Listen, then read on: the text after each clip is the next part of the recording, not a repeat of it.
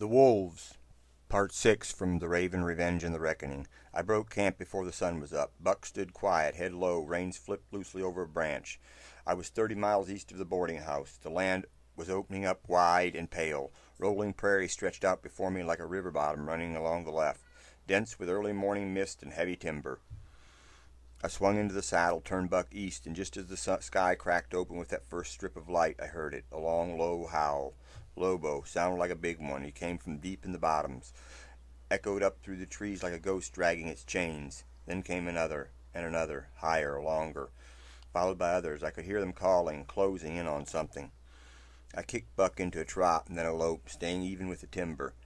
The sound of the chase grew louder. The wolves were running parallel to me, maybe less than 100 yards off in the brush. I could hear their paws tearing through the undergrowth. Then a scream, sharp, cut short. I jerked hard on the reins, threw myself out of the saddle before Buck was even at a full stop. I hit the ground running. "Julie!" I shouted. "Julie!" My voice cracked as I crashed through the brush, heart pounding just like the dreams. I stumbled, clawed through saplings, and shouted again, "Julie!" Then I burst into a clearing. The wolves were already there, 7 or 8 of them, gray coats stained dark with blood, crouched low over a deer carcass.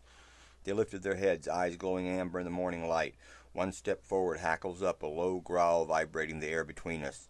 I didn't move, just stood there, breathing hard, heart thundering in my ears. "I'm not here to take your kill," I muttered.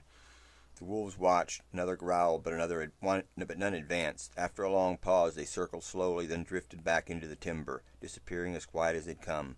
I stood there a moment longer, then let out a breath and sat down on a rock nearby, face in my hands. It wasn't a dream. I stayed there like that for a while, the wind brushing past me, the clearing gone silent again, thinking about how that damn dream had just played out in real time, wondering if I was starting to lose my mind. Eventually I stood and made my way back to the trail. Buck was exactly where I left him, ground-tied and calm, one ear flicked back toward me. I flipped the reins up slow and mounted him. By the time the sun was leaning west, I'd put another 30 miles behind me, and Buck was moving silently along, quick but sure. Not quick, but sure, like he'd caught the rhythm of the road and knew where it wasn't much point in fighting it. We'd crossed hills, skirts of aspens, and wide meadows gone golden, and now the path sloped gently toward a place the locals called the Crossing. Just a corner town, 2 dusty roads met, a few buildings nodded tiredly in the wind, and a rusty sign squeaked from a post. But there was a saloon and a boarding house, wood, soft light and windows, and a man sitting outside rolling a smoke with fat fingers. I tied Buck near the trough and gave him a rub down. "You earned your rest, boy," I muttered. "Let's get you stabled right." I handed the reins to a boy out back at the livery and made sure the old gelding got hay and water. Then I stepped into the saloon, boots tapping real slow like. Inside it smelled of wood smoke, rye, and dust. I went to the bar, eyes low. Bottle of rye and a glass. The barkeep, a thin man with curled lip, didn't ask questions. Just set the bottle down with a thunk. I took it and went to the corner, back to the wall, poured myself a drink and then another, and let the warmth settle in.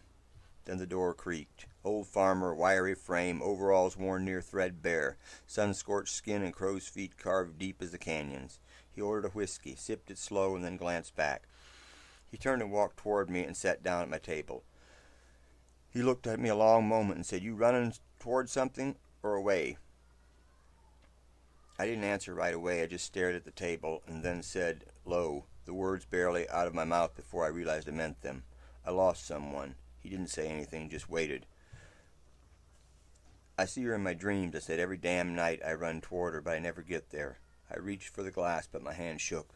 Today it happened for real. I lived the dream while I was awake. I think I might be losing my mind. He watched at me for a beat longer and then nodded like he understood. "Well, son, it takes time to heal memories." Tipping his hat, he stood up and walked out into the dusk. I sat there for a long while, then I corked the bottle and stepped into the street. I put Buck up at the livery, paid extra for oats and clean hay, then crossed to the small boarding house with white curtains and a warm yellow lamp burning in the window. The woman at the desk greeted me bright-eyed, calm. Something about her reminded me of Isabel from 2 days back. "You hungry?" she asked kindly. I hesitated, then nodded. "Yeah, I reckon I am." She smiled. "Well, then I'll fix you up something." I took the key, stepped into the quiet room, and sat on the bed. For once, I didn't feel like a ghost passing through.